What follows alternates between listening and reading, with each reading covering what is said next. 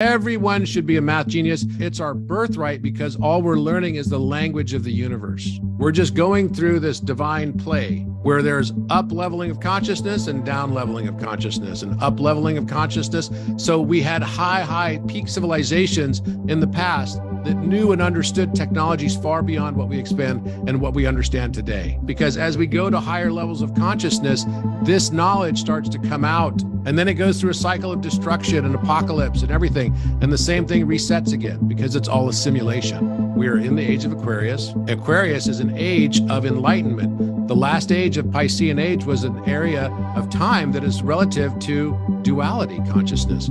Duality consciousness is about judgment. You are bounded by time because time is a construct of duality. You are bounded by this notion of what you believe to be good and evil, the knowledge of the fruit of the tree of good and evil. Now we're moving into the tree of life. Look at the world.